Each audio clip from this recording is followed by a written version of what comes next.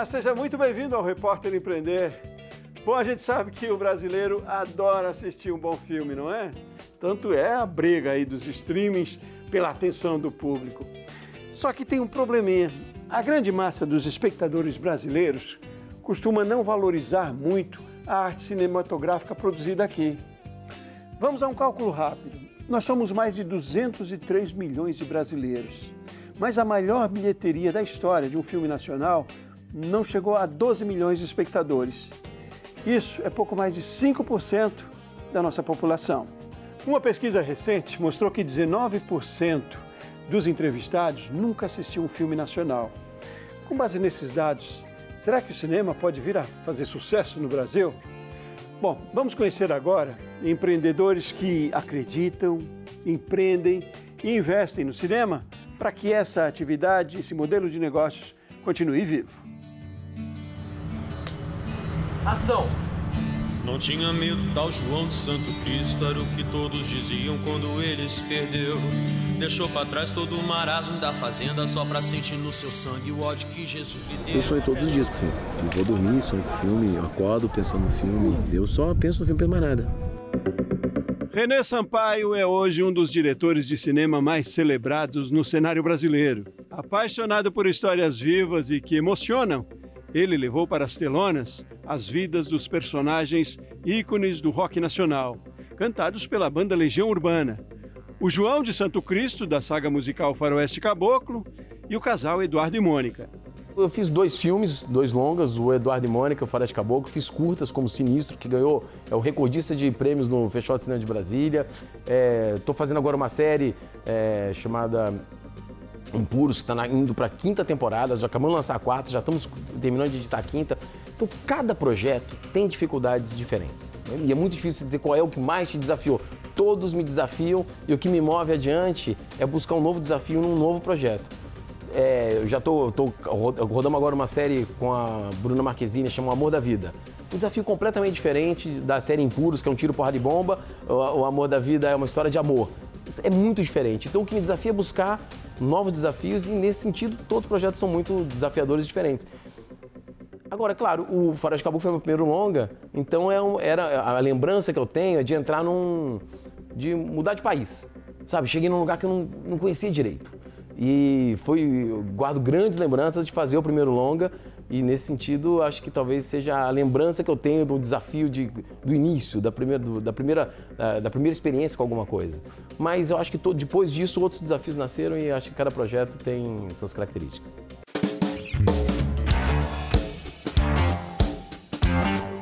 Na Berry Company eu sou diretor de cinema e também sou diretor criativo de alguns projetos.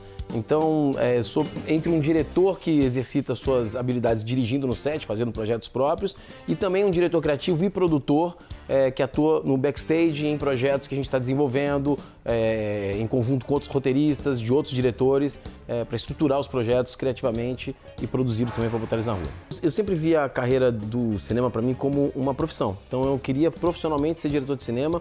Desde os 13, 14 anos eu me lembro disso, de saber que eu queria trabalhar com cinema como diretor. E depois, ao longo do tempo, eu fui me especializando, eu fiz Universidade de Brasília, né? Fiz jornalismo, fiz propaganda, fiz os 2 cursos lá. E tinha um curso de cinema, de audiovisual, que à época não estava aceitando novos alunos, então eu cursava as disciplinas do audiovisual e do cinema em Brasília. E comecei a trabalhar profissionalmente como assistente de câmera. Então eu ganhava dinheiro como assistente de câmera nas produções, era foquista, trocava lente, carregava caixa de câmera, montava o tripé, fazia o trabalho do assistente de câmera, deixava tudo pro fotógrafo, pro diretor chegarem na hora de trabalhar e estar tudo na posição certa, direitinho para eles poderem filmar. E foi uma grande escola, porque eu podia estar sempre perto do set, perto dos outros profissionais, perto do que realmente interessava na ação, mas eu nunca quis ser fotógrafo profissionalmente, nem assistente de câmera, eu queria ser diretor. E o dinheiro que eu ganhava como assistente de câmera, eu comprava, naquela época a gente rodava as coisas em negativo. Então eu pegava meus cachês e comprava negativo e utilizava os equipamentos da universidade e do CPCE, que é o Centro de Produção Cultural e Educativa da UNB, para fazer curtas, fazer videoclipes. E um trabalho puxa o outro, comecei a fazer curtas que foram premiados no Festival de Cinema de Brasília, fora do Brasil. Meu primeiro curta foi para o Festival Internacional de Cinema de Havana. E isso vai jogando luz no seu trabalho. E ao longo do tempo, eu comecei a dirigir também propaganda. fui redator uma época de publicidade, e durante 10 anos mais ou menos, 10, 15 anos, eu trabalhei praticamente só dirigindo comerciais. E foi uma puta escola, e nesse momento eu falei, cara, vale a pena, além de ser diretor, se eu puder me envolver com o negócio. E então, dos curtas-metragens, vieram as oportunidades de dirigir propaganda, e eu sempre querendo dirigir também entretenimento, um longa. Dirigi durante 10 anos, 15, sei lá, mais de 500 claquetes, comerciais para cervejas, para carro, para, enfim, muitas marcas diferentes. Foi uma grande experiência, uma linguagem que hoje em dia eu não exerço mais tanto, mas que foi uma grande experiência naquele momento. E depois eu consegui, depois de uns anos, uma das minhas parceiras produtoras, a Bianca de Felipe, me chamou e falou, você não quer fazer um longa? Eu falei, cara, desde os 13 anos, quando eu dirigi, que eu decidi que ia ser cineasta, que ia ser diretor, eu queria fazer o Faroeste Caboclo. E aí eu peguei um dinheiro que eu tinha recebido da herança da minha mãe e comprei os direitos. Conseguimos comprar com o Juliano, com a família dele, com a família do Renato, os direitos do Faroeste Caboclo.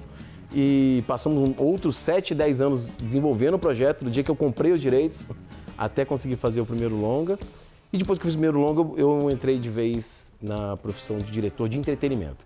Então hoje em dia, 80%, 90% do que eu faço é entretenimento, seja como diretor, ou como produtor executivo, ou como produtor criativo, diretor criativo dos projetos.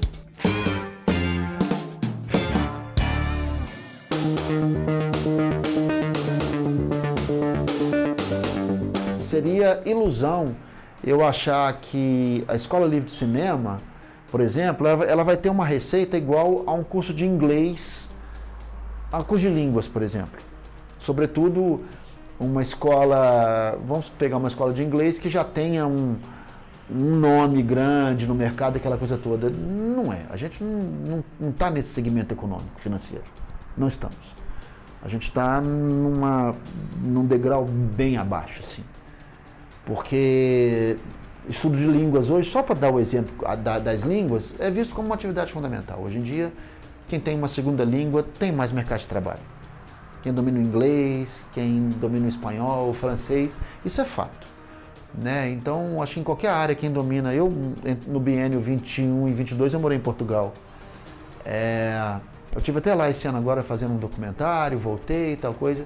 Então, isso lá é uma percepção assim, se você não tem inglês, amigo, difícil, é difícil. Difícil você inserir no mercado e no Brasil também não é diferente, não. Então, ou seja, existem as nossas limitações. Nós temos as limitações e a gente tem um foco. É a questão de você ser teleobjetivo no seu foco. A Escola Livre de Cinema em 20 anos viveu altos e baixos. A gente teve momentos assim bem altos e tivemos momentos bastante preocupantes, que vieram também muito acompanhando a economia brasileira, que oscilou. A gente teve um momento de crescimento muito grande, ali em segunda metade dos anos 90, começo dos anos 2000, aí depois houve uma queda, houve uma evolução, uma queda de novo, e toda pequena empresa acompanha muito isso, né? Talvez as megacorporações sintam menos isso na pele, porque tem lastro, tem recursos que sustentam esses altos e baixos. A gente vive de ciclos, mas mesmo vivendo de ciclos, já são 20 anos. Então a gente tem realmente, de fato, que entender qual é o segmento que a gente atua, né? Eu sou o Cláudio Costaval, eu sou o diretor da Escola Livre de Cinema, fundador desde 2003, tenho 53 anos.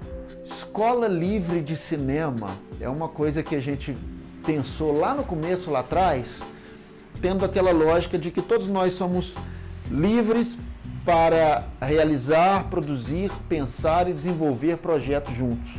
Não importa a formação, não importa... Enfim, o que importa é a vontade de fazer.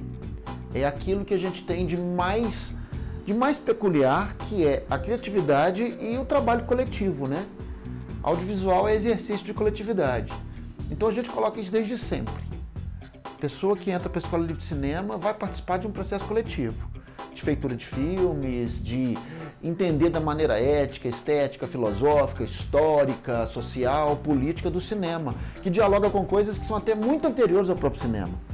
E quando a gente fala em cinema, a gente fala de comunicação interativa, né, de uma maneira mais ampla.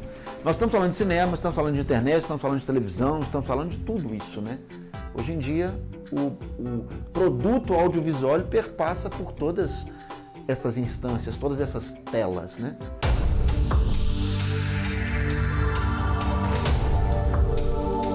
O início da Escola Livre de Cinema, eu acho que se deu muito a partir da minha formação como artista, como realizador, como pensador da área da cultura e, posteriormente, como professor, né?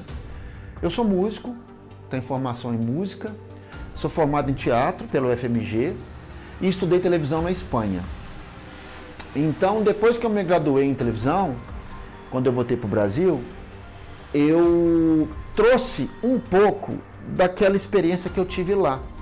A estrutura do curso da Universidade Internacional de Andaluzia, na cidade de Huelva, perto de Sevilha, ali, no sul da Espanha, era uma estrutura modular, com módulos voltados para a televisão, né? Tipo assim, análise de audiência, programação, prime time, recursos humanos no canal de TV, programa de auditório, telenovela, docudrama e tal coisa. Então, era uma coisa mais voltada para a televisão. Eu trouxe essa lógica do módulo, da estrutura modular, módulos que se sucedem, termina um módulo, começa outro, termina um módulo, começa outro, pensando em 3 troncos básicos: a parte técnica, a parte estética / narratológica e a parte histórica. Então, como funciona a escola? Segundas-feiras nós temos os módulos técnicos. Começa com linguagem técnica cinematográfica, fotografia e estilo, direção de fotografia, operação de câmera, som no cinema e por aí vai. Quartas-feiras a gente pega a parte de roteiro para cinema, direção cinematográfica, produção e por aí vai. Sextas-feiras a gente pega história do cinema, cinema brasileiro, cinema mundial, cinema brasileiro, teorias da montagem, isso no primeiro semestre. No segundo semestre a gente pega outros módulos, que são módulos mais aprofundados, como por exemplo, não diria aprofundados, mas porque o cinema é sempre transdisciplinar, né? Então a gente pega direção de arte, figurino para cinema, música no cinema, crítica cinematográfica, produção experimental, estética do cinema contemporâneo, produção executiva e por aí vai. De maneira que no decorrer de um ano de curso, a gente passa por todo esse processo transdisciplinar da realização audiovisual, quer seja em seus departamentos, como em suas funções, como em suas etapas fílmicas. Então a coisa se deu meio que por aí. A partir de uma expertise que eu tive no exterior, eu trouxe para cá, adaptando para troncos voltados para o cinema e não para a televisão, como foi o caso onde eu estudei lá.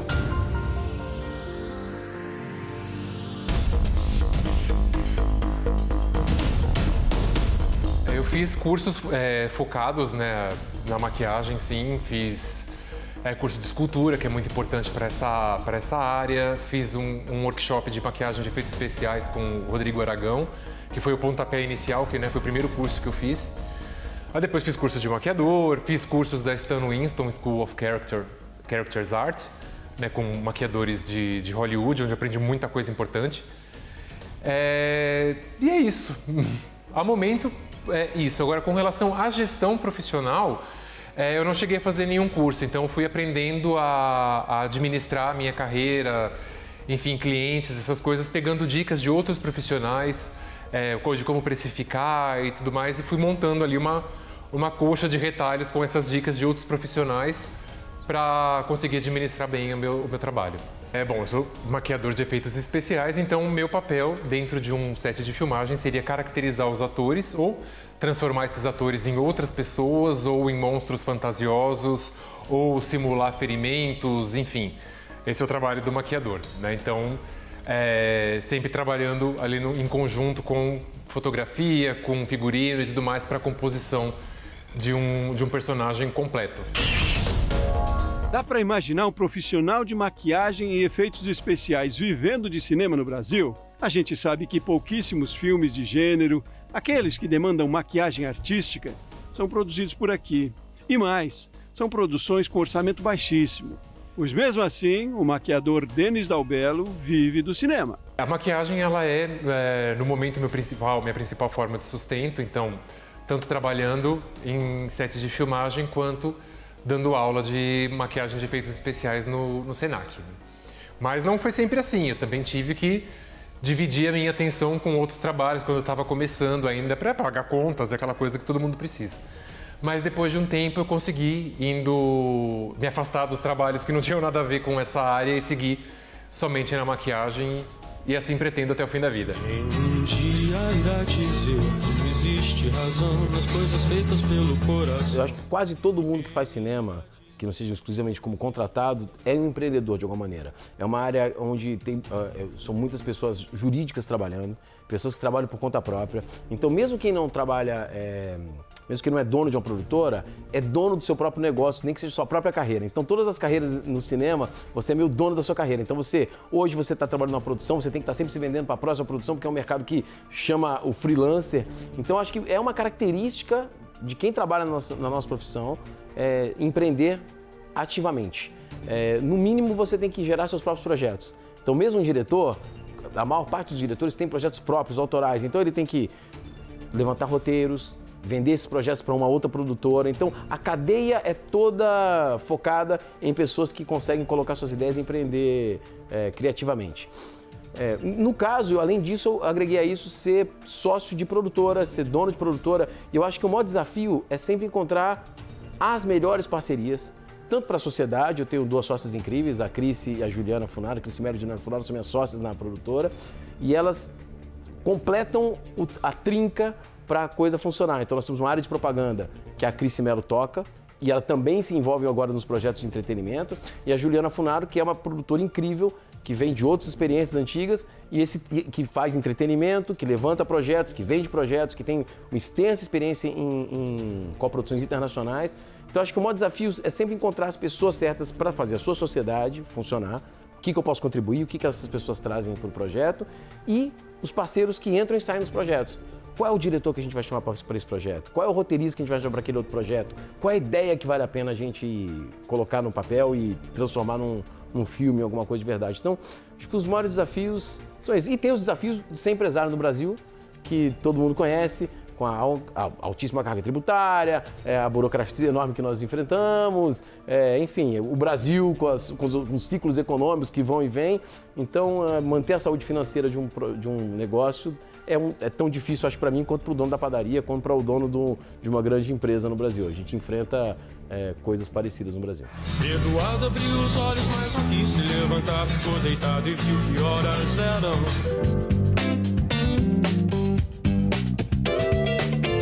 De 1 a 10, sendo que 10 é horrível e 1 é legal, de 0 é legal, então acho que de 0 a 10, trabalhar com cinema no Brasil, a gente fica ali no 8, tá? Porque no comecinho é sempre muito difícil, você tem que abrir mão de muita coisa, você tem que investir muito dinheiro para compra de materiais, para você montar portfólio, você tem que trabalhar muito de graça para conhecer gente, para fazer contatos, até você ter o seu nome, as pessoas reconhecerem o seu trabalho, associarem o seu trabalho com o seu nome, essa é a parte mais difícil de todas.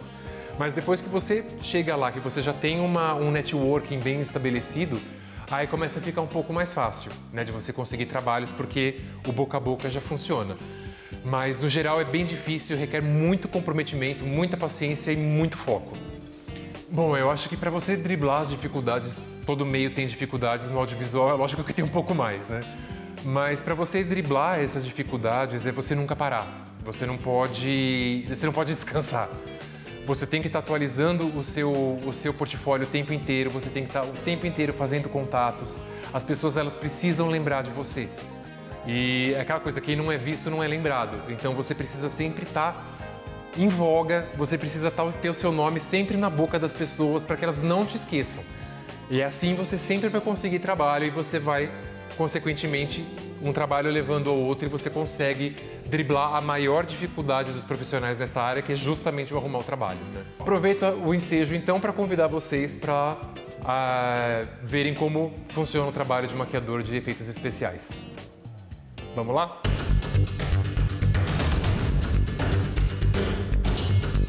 Então, daqui a pouco a gente vai ver a transformação de uma mulher em um monstro de um filme de terror. É o que o Denis, o maquiador, faz no trabalho dele. A gente volta já já.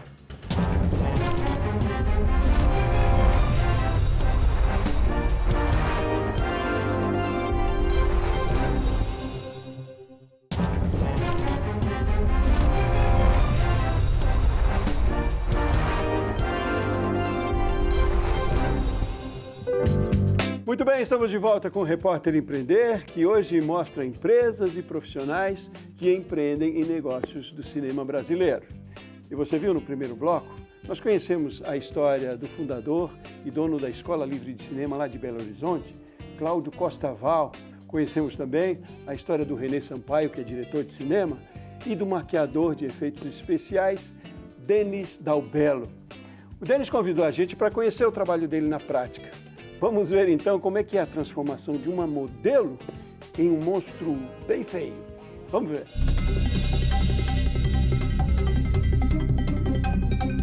Então aqui estou iniciando colocando a primeira prótese, que é a prótese que vai deixar a ossatura dela mais saltada. Então toda essa região de órbita ocular, zigomático, tudo isso aqui a gente dá uma saltada, que é para dar aquela cara de morta mesmo para a pessoa, né? Que deu aquela, morreu e deu aquela chupada, aquela desidratada boa, para depois você construir a sua pessoa morta do jeito que você quiser, em cima disso. No caso, eu até poderia fazer um zumbi, mas eu acho zumbi muito clichê, todo mundo já faz isso o tempo inteiro. Então o que eu vou fazer? Eu vou fazer um fantasma, pronto. Que é uma coisa que quase você não vê por aí. Aí aqui a gente usa uma cola específica para prótese, que ela é uma cola super forte, que aguenta suor, aguenta umidade e tudo, né? E essa cola é uma cola médica, né? Ela foi desenvolvida para colar ferimento. Por isso que ela é forte e também ela acaba sendo atóxica, né? Porque foi feita para colocar em ferimento, né?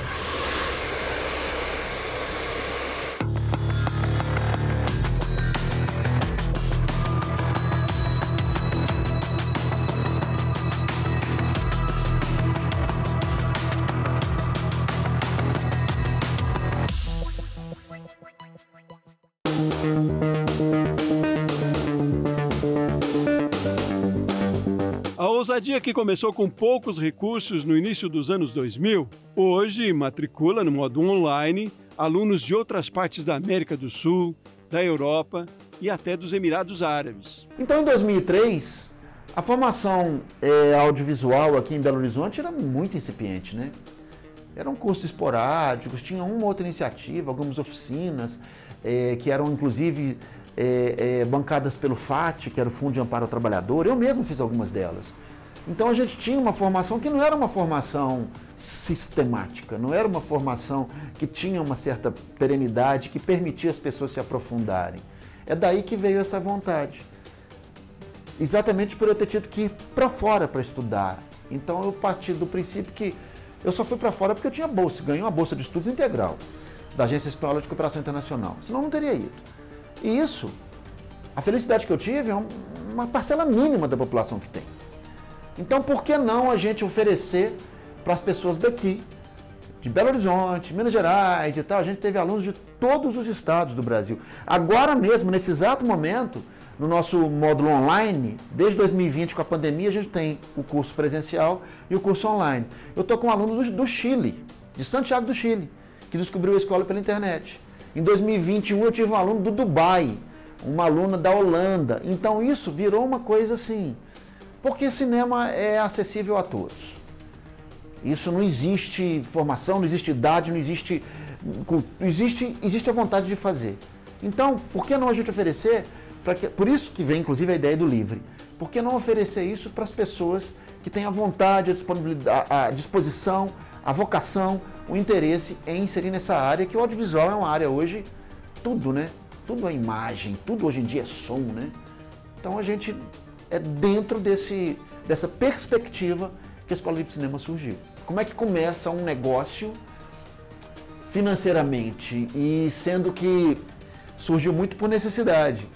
Eu tinha voltado da Espanha, estava dando aula numa escola, trabalhava com produção, tinha uma produtora independente, onde a gente fazia alguns VTs, alguns documentários, curtos e tal, mas era uma coisa muito irregular, era muito sazonal. A gente dependia muito de projetos aprovados em leis, aquela coisa toda, né? Não era uma coisa que tinha... Isso no começo dos anos 2000. Então foi uma coisa assim, foi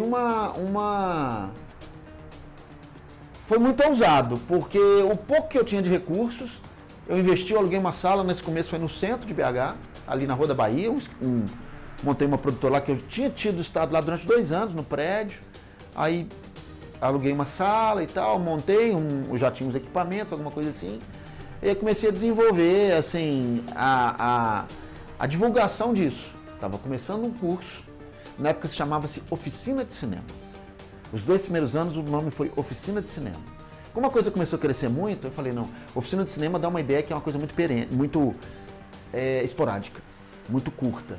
Então, Oficina de Cinema já não serve mais. Passou a não servir depois de 2 anos. No 3º ano que mudamos para a Escola Livre de Cinema. Até da demanda de alunos que falaram, eu acho que vocês deviam... Oficina de Cinema parece que é breve. Teve uma turma que foi muito engajada nisso e que fez com que o curso se ampliasse, durasse 2 semestres, aquela coisa toda. Então foi uma coisa assim, foi um empreendimento que eu fui muito na garra mesmo. Falei, chamei pessoas que eu conhecia, que eu já trabalhava no meio profissional, audiovisual, todos com formação, a grande parte com formação no exterior, com muito engajamento no meio, alguns já na área da docência, eu estava começando na docência, eu tinha dado aula de música muitos anos atrás e estava dando oficinas de cinema. Então, nesse momento, e dando aula em escola. Em 2 anos eu já estava envolvido com aulas em escolas.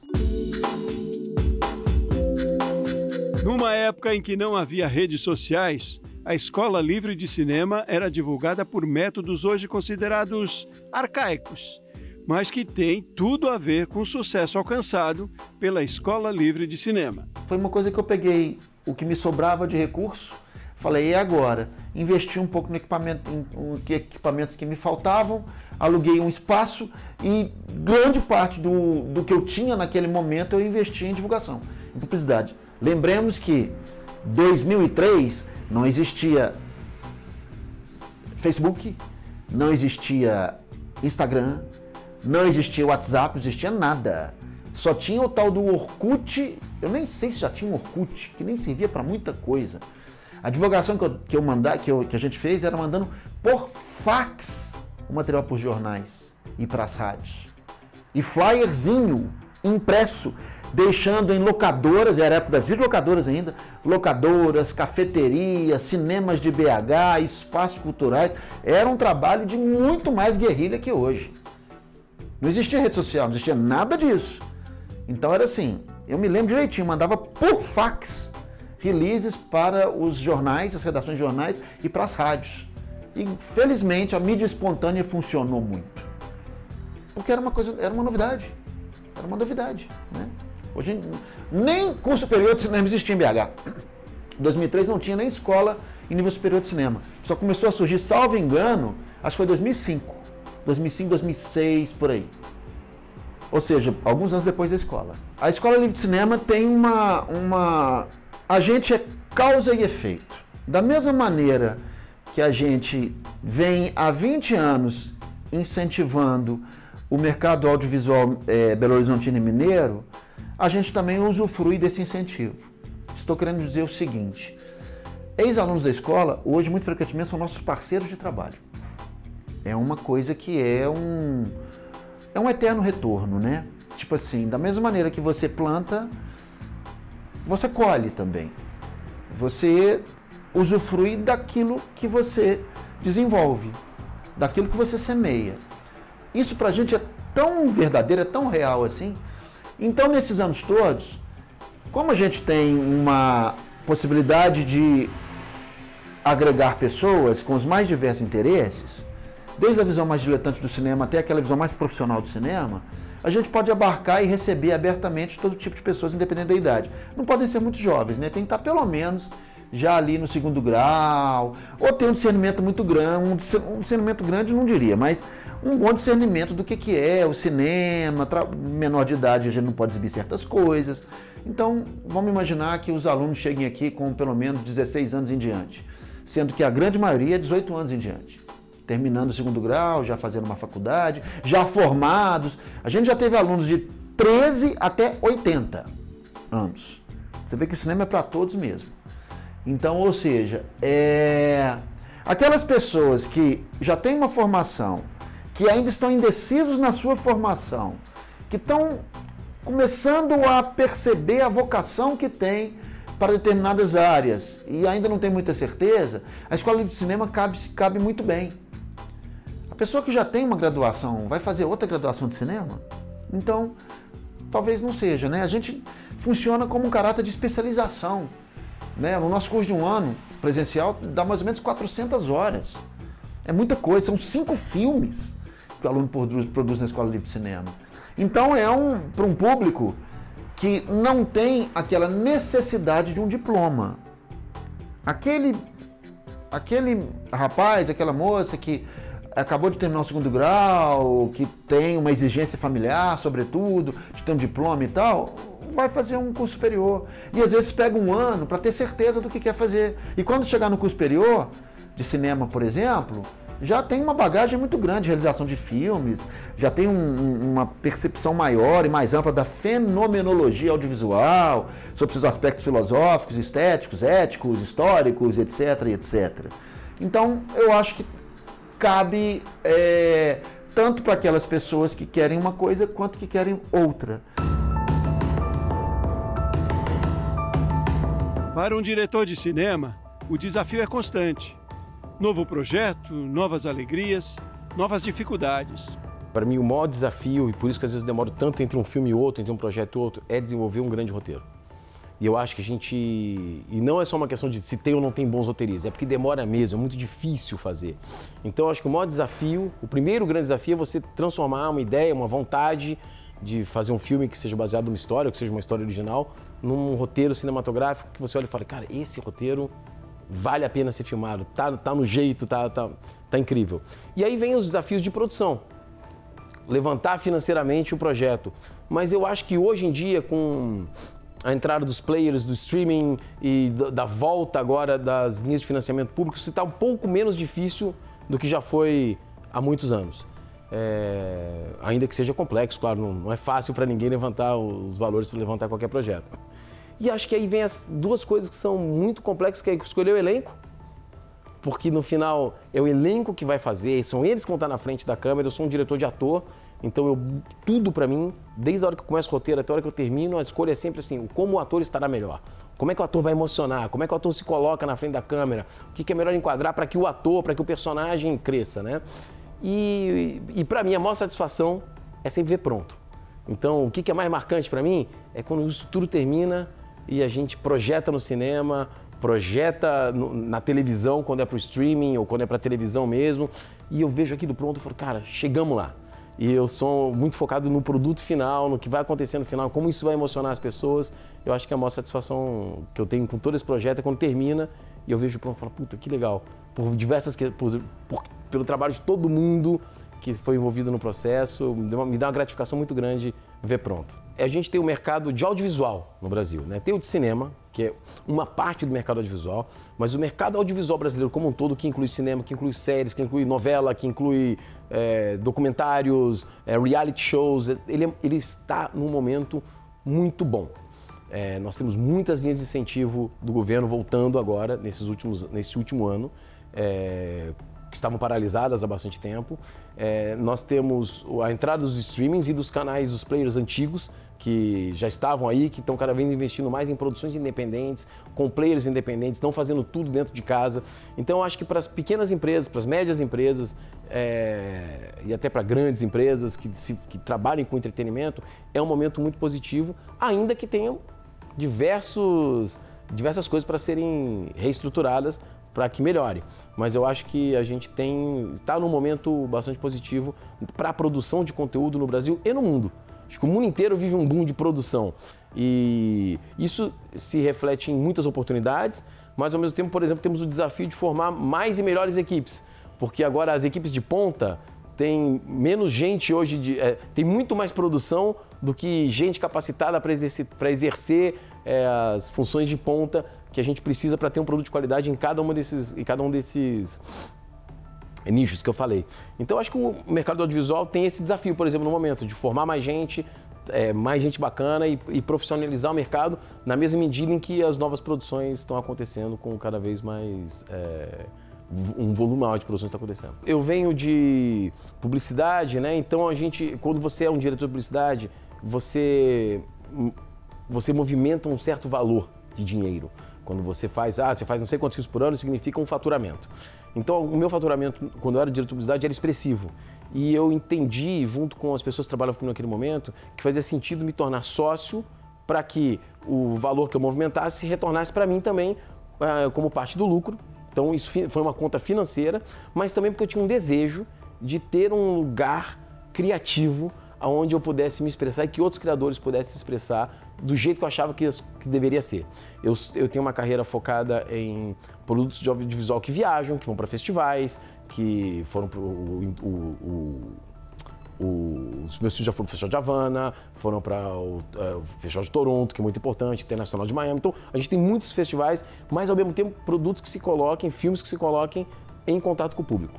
Então, eu acho que eu gosto muito disso e eu achava que tinha espaço para esse nicho de produção, que não fosse só para o público, para o mercado brasileiro, que é importante que tenha também, a gente também faz, mas na produtora, não estamos fechados a nada, mas eu achava que esse nicho, que é o nicho do Faroeste Caboclo, do Eduardo e Mônica, dessa série Impuros, que foi 2 vezes indicada ao Emmy de melhor ator, o Rafael Logan, mas ao mesmo tempo é super popular. A gente acabou de lançar a 4ª temporada, estamos há 5 semanas em segundo na plataforma, ganhando de todos os títulos internacionais que tem na plataforma, a nossa série está lá, em segundo lugar, um sucesso na América Latina.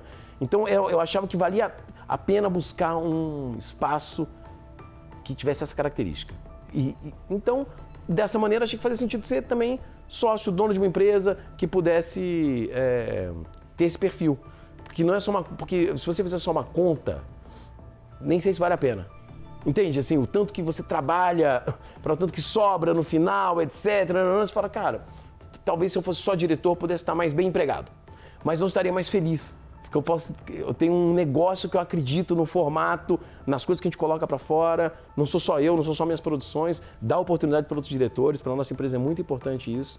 A gente trazer gente que seja muito renomada no mercado para fazer nossos projetos e colaborar com pessoas que estão começando. Então, a Carol Markovits, por exemplo, agora que foi para Toronto com o filme dela, premiado, diretora revelação, destaque em Toronto, brasileira, o primeiro curta que ela fez foi na nossa produtora. E já tinha sido premiado naquela época. Chama... é um curta que viajou o mundo inteiro. Então, é uma pessoa que a gente ajudou naquele momento. E não é que ajudou de uma maneira benevolente. A gente abriu as portas do mercado e está aí. Ela está acontecendo no mundo inteiro. Então, acho que é um pouco essa missão que a gente tem na produtora que me faz querer seguir avançando, além de trabalhar estamos trabalhando agora com o Marcos Bernstein, um projeto incrível, roteirista central do Brasil. Então, esse mix, sempre buscando pessoas que queiram fazer coisas muito bacanas, com muita qualidade, que possam viajar, mas que também tenham possibilidade de se comunicar com o público. No próximo bloco, o jeito apaixonado de fazer cinema e de ganhar dinheiro. René Sampaio, o diretor de filmes baseados nas músicas da banda Legião Urbana, fala da experiência de produzir os filmes Faroeste Caboclo e Eduardo e Mônica. Olha, tá imperdível. A gente volta já já.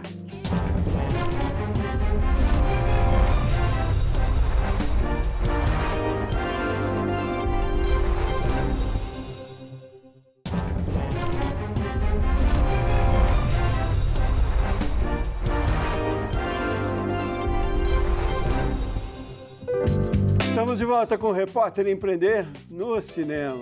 Bom, e nesse bloco agora a gente vai conhecer um pouco mais sobre a Escola Livre de Cinema, que funciona lá em Belo Horizonte já há 20 anos. Vamos saber também como é possível iniciar uma carreira de maquiador de efeitos especiais. E ainda na conversa com o diretor René Sampaio, do filme Eduardo e Mônica, vamos saber qual é o próximo projeto que ele está preparando aí para as telonas.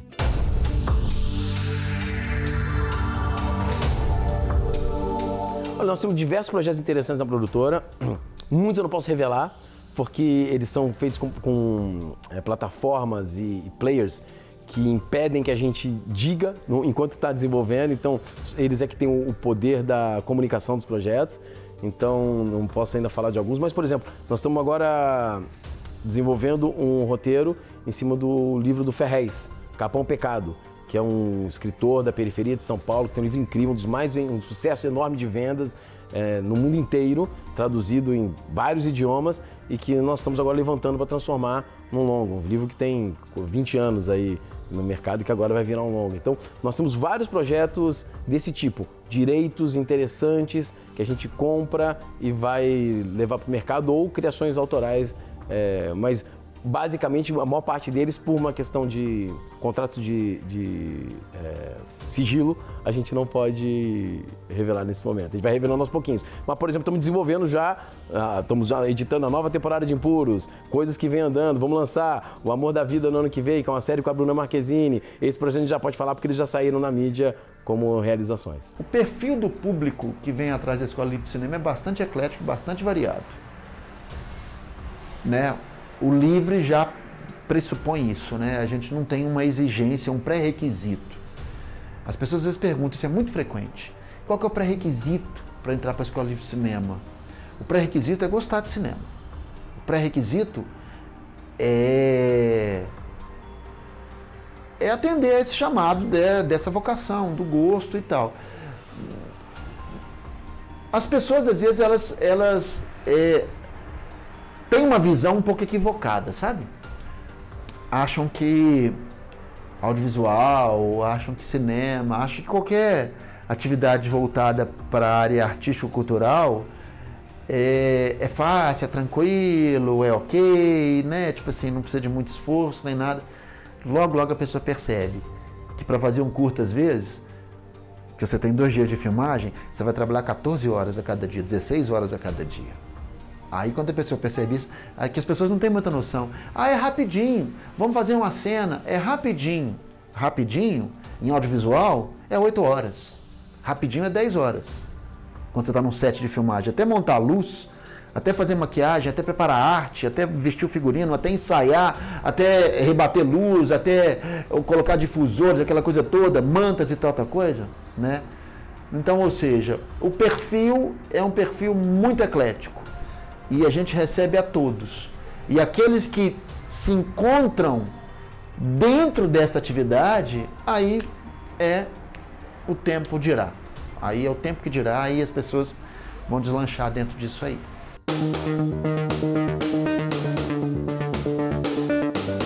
Bom, isso já começou faz muito tempo, né? Desde quando eu era pequeno, sempre fui fissurado em filme de terror e cinema, né? Então, tava sempre ali colado na televisão vendo filme, aquela coisa, eu sempre ficava pensando como eles faziam aquilo, e eu ficava naquela curiosidade. Eu sempre fui apaixonado por assistir making off de filmes também, para ver justamente como eles faziam aquela coisa maravilhosa que eu via na tela. E aí você fica com aquilo na cabeça, né, crescendo. Eu um dia ainda vou fazer isso, um dia ainda vou fazer isso. E parti para outras coisas, já fiz vários outros trabalhos de tudo que se pode imaginar, mas sempre com isso ecoando na minha cabeça, porque era o meu sonho mesmo ver um trabalho meu numa tela de cinema, desde pequeno.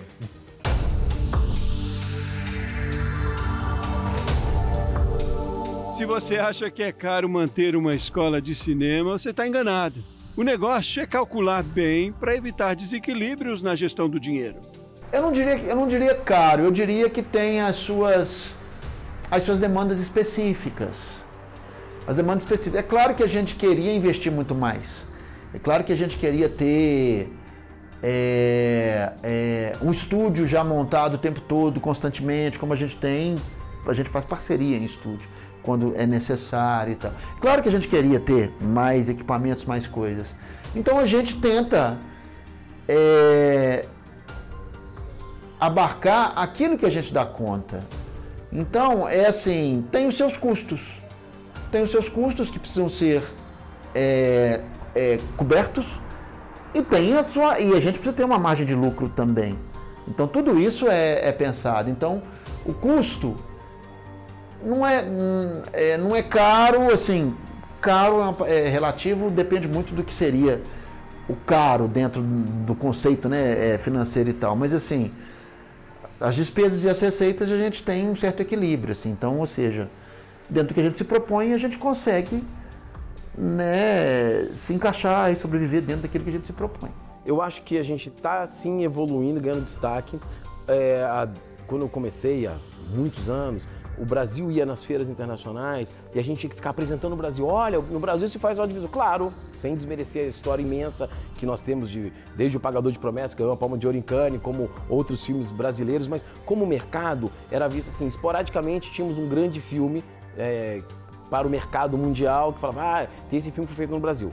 Agora, como mercado, como empresa, ou como um ambiente empresarial, o Brasil tem sido muito procurado para as parcerias internacionais. Eu acho que a questão do streaming e das plataformas, que hoje você faz um filme aqui, ele pode ganhar o mundo inteiro muito rapidamente, isso deu uma energia para mercados que já eram estruturados, que já tinham boas produções, como o Brasil sempre teve, mas nesse momento esse intercâmbio tem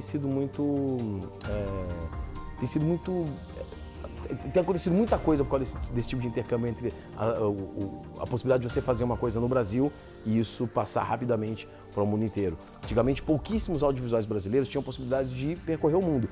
Você tinha que dar a sorte do seu filme ser um sucesso de bilheteria muito grande aqui e viajar para um festival internacional e depois ele ser comprado por algum distribuidor estrangeiro que fosse passar o seu filme no circuito internacional e talvez uma televisão como a francesa pudesse passar esse produto, etc.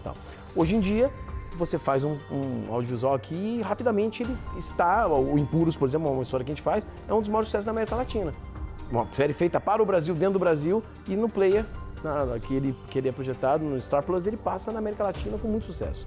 Então, mudou um pouco a chave da velocidade em que a gente se comunica com os outros públicos, e isso acho que fez com que o mercado brasileiro recebesse os holofotes dos grandes players estrangeiros. Por quê? Porque aqui a gente faz um produto que imediatamente já pode ser consumido por 200 milhões de pessoas e tem o bônus de poder viajar. É diferente de mercados menores, onde você tem que investir muito para aquilo valer a pena internamente. Então, o externo é fundamental para que um filme feito para um mercado de um país de menos habitantes, ele tem que performar muito bem no próprio país para ele valer a pena e ainda poder viajar. Então, acho que a gente tem esse ganho de escala. Existem vários processos de financiamento no momento. Temos muitas linhas do governo que financiam filmes tanto autorais quanto comerciais ou audiovisuais em geral que nesse momento estão conseguindo retornar essa linha de financiamento para a gente. Mas também tem muitas maneiras de você financiar hoje em dia em parceria com as plataformas de streaming, com os canais de televisão. Então, acho que tem múltiplas maneiras de financiar um projeto hoje, cada uma destinada a um tipo de projeto diferente.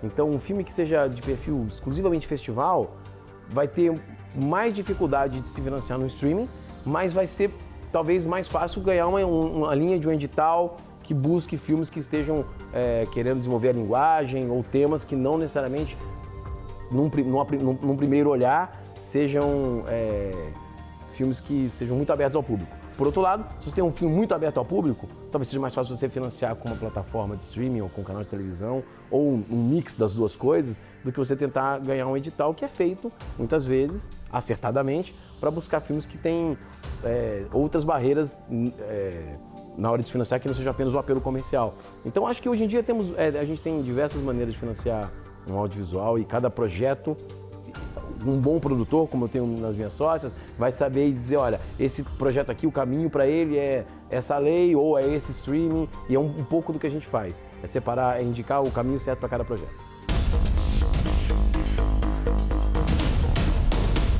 Eu decidi me formalizar nessa atividade porque realmente era uma necessidade.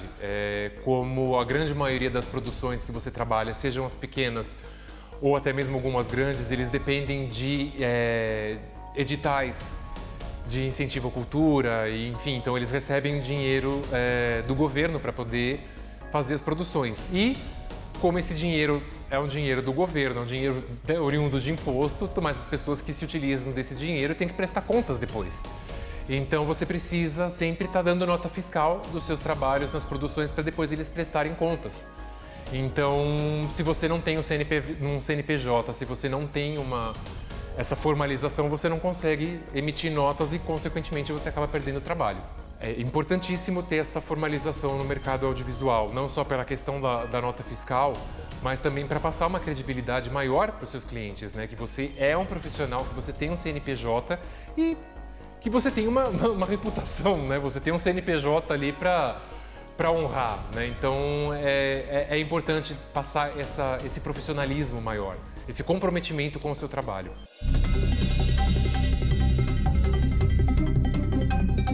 Todo empresário sabe disso, que a referência, a boa referência é uma coisa que não tem preço. Não tem preço. Porque você já cria, a pessoa já vem receptiva. Já vem, eu já ouvi falar.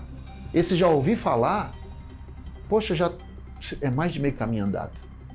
A pessoa que chega aqui, que manda uma mensagem pelo WhatsApp, que fulano de tal me indicou, estudou aqui, tocou, papapá. É mais fácil, né?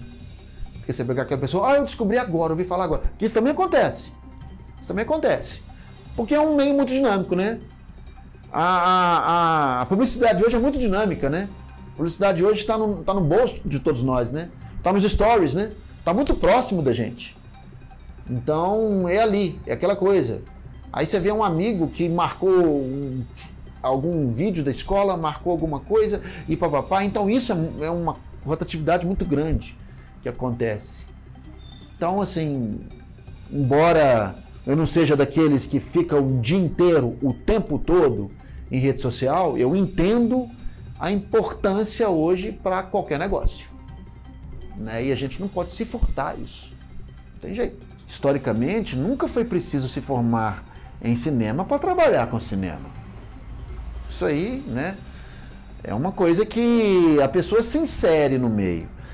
Um exemplo muito claro que a gente tem aqui são os meninos da Filmes de Plástico, da produtora Filmes de Plástico de Belo Horizonte. No ano passado, a Academia Nacional de Cinema, Brasileira de Cinema, indicou o filme Marte 1 para representar o Brasil na corrida para o Oscar. É uma produtora daqui, do bairro de Contagem, do bairro Milanês e tal, para representar o Brasil no Oscar. Hoje é seguramente a produtora de cinema mais celebrada do Brasil. Eles saíram daqui da sala de aula da Escola de Cinema, das salas de aula da Escola de Cinema. Se conheceram na escola. Começaram a fazer cinema na Escola Livre de Cinema. Os primeiros curtas-metragens, os primeiros projetos, tanto o Gabriel, quanto o André, quanto o Thiago. Eles se conheceram na escola, dirigiram filmes aqui na escola, escreveram roteiros na escola, depois foram correr atrás das suas capacitações, né? Eu acho que um ou dois foi fazer o curso de cinema da UNA.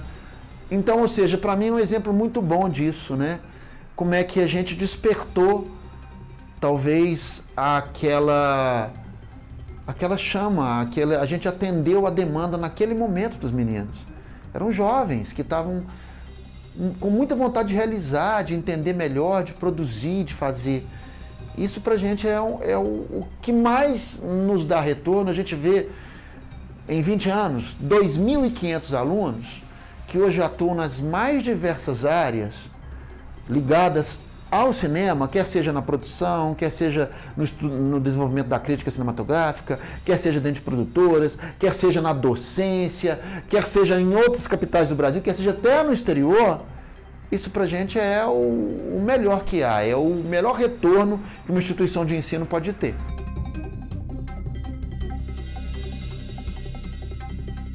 Nós temos um braço de produtora que independe da escola e muito frequentemente a gente absorve na nossa realização profissional do meio alunos da escola e ex-alunos da escola.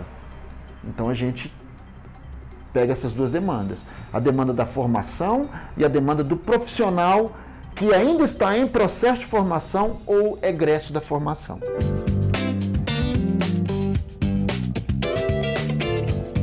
Vale a pena investir em um filme? Eu vou dizer, não vale a pena investir em um filme. Vale a pena você investir no audiovisual. É uma área de risco, é uma área que no mundo inteiro você faz alguns dão muito certo, outros não dão tão certo, não é exatamente uma atividade onde você empreende já sabendo que esse produto vai dar tantos por cento de lucro no final em todos os produtos, mas como um todo, como um pacote, vale muito a pena você investir no audiovisual brasileiro através de um fundo, através de parceria com produtores, escolhendo projetos em parceria com alguém que já seja do mercado. Então, se você não sabe nada, não fez nada, se conecta com uma produtora que tenha vários projetos e se você quer trabalhar, quer investir dinheiro e quer tirar lucros disso também, é possível dentro de se você fizer, vamos dizer assim, um mix, um pool de investimentos dentro do audiovisual. Aí vale muito a pena, porque eu acho que é uma área, talvez seja uma das áreas que mais cresceu economicamente nos últimos anos e representa um número considerável dentro do PIB brasileiro, a economia criativa. Então, dentro desse contexto, o audiovisual se coloca muito bem.